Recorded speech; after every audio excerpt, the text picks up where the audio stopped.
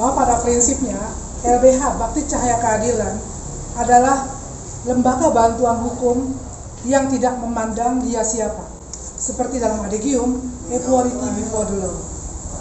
Dia itu kaya kah, dia itu miskin kah, semua sama di mata hukum sebelum ada vonis dari pengadilan. Sehingga kita berkeyakinan siapapun orangnya dari strata manapun yang ingin mencari keadilan dan kebenaran boleh menghubungi kami. Tapi di sini kalau ingin mencari kemenangan jangan mencari kami. Tapi setiap orang yang ingin mencari kebenaran dan fakta-fakta hukum atas satu kejadian, silakan menghubungi kami. Berasumsi kami juga nanti akan meminta atas dasar apa majelis hakim tidak bisa memenuhi, apa karena biaya operasional atau apa. Kalau untuk biaya operasional, lembaga Bakti Cahaya Keadilan dengan secara tegas menyumbang 100 juta cash di muka persidangan.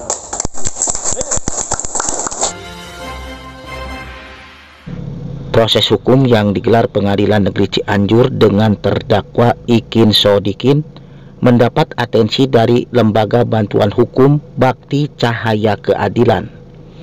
Para advokat yang peduli dengan keadilan itu secara sukarela turun mendampingi dan menjadi penasehat hukum Ikin Sodikin.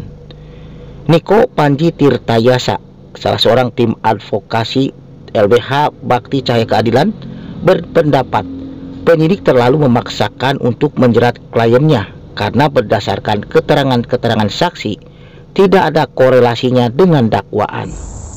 Bahwa klien kami, saudara Ikin, dalam sidang saksi, kami sebagai tim kuasa hukum sangat berkeyakinan kasus ini sangat dipaksakan karena dari beberapa saksi yang dihadirkan, dari saksi Nurjana, Resti, saksi Rima maupun saksi pelapor saudara Alif dari pihak kepolisian, itu sangat tidak ada sambung menyambung atau korelasi satu sama lain.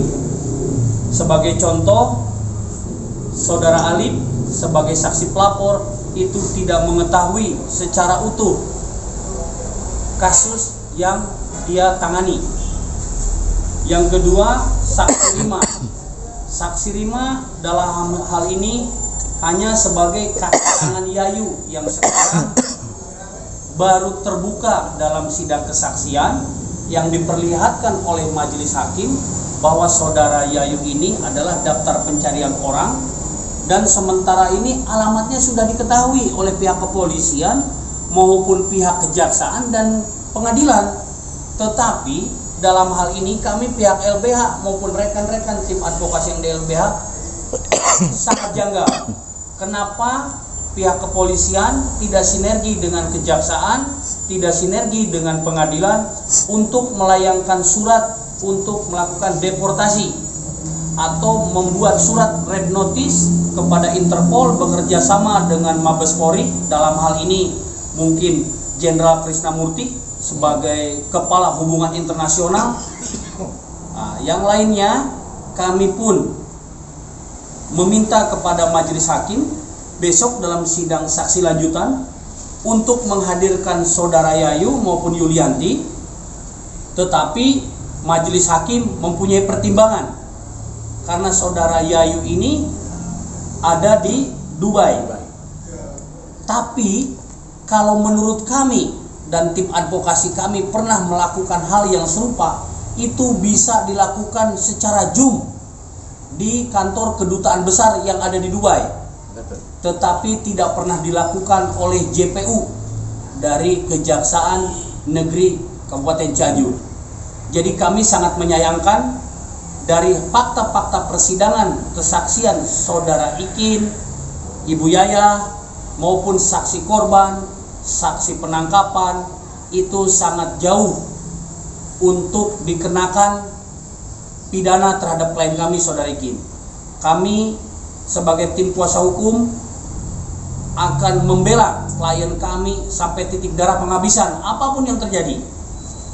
Dan hari ini pun tim advokasi, tim dari FBI maupun rekan-rekan yang mensupport terhadap LBH Bakti Cahaya Keadilan melayangkan surat secara resmi kepada Mabes Polri dan Propam maupun Wasidik Mabes Polri untuk memeriksa semua penyidik unit PPA yang menangani kasus Bapak Ikin, karena kami rasa ini adalah kasus yang didesain sedemikian rupa. Sebagai contoh, ada kasus TPPO besar, saya tidak sebut nama dalam hal ini, 10 hari saudara Ikin akan ditangkap, itu dibebaskan di Polres Cianjur.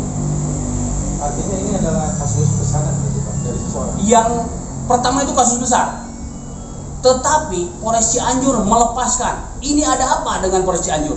Kenapa korbannya orang susah, rumahnya pun kita kasihan, Bapak Ikin ini hanya sebatas orang yang disuruh untuk mencari pekerja dan tidak tahu akan dipekerjakan di Arab itu menjadi PSK kah, ART kah? Jadi kami memohon kepada Bapak Kapolri Listio Sigit maupun Bapak Kabid Propam, Kabid Wasidik di Mabes Polri untuk memeriksa Kanit unit PPA maupun seluruh penyidik yang ada di unit PPA, berikut Kapolresnya untuk dipanggil ke Mabes Polri, dan kami pun akan berharap dan bersurat kepada Komisi 3 DPR RI akan melakukan rapat dengar pendapat, membawa keluarga Ikin maupun keluarga Yaya didampingi oleh tim kuasa hukum dari LBH Bakti Cahaya Keadilan, disupport oleh tim kami dari FBI maupun warga masyarakat yang merasa peduli terhadap hukum yang ada di Cianjur. Ikin ditangkap unit PPA Satreskrim Polres Cianjur bersama Yaya Sumiati pada Oktober 2024. Sementara Yayu Lestari masuk daftar pencarian orang atau DPO. Pada tahun 2023, Yayu Lestari sempat merasakan dinginnya Hotel Prodeo Polres Cianjur. Dia dilaporkan korbannya Ranti Ayu Febriani, warga Kampung Tetelar, RT 02 RW 06, Desa Cihaur, Kecamatan Cibeber. Namun entah bagaimana warga Kampung Cisalak Girang, RT 005 RW 001, Desa Cisalak, Kecamatan Cibeber tersebut bisa lepas dari hukuman, bahkan tanpa kendala melenggang terbang ke luar negeri. Patroni Alprian, Berita 5 mengabarkan.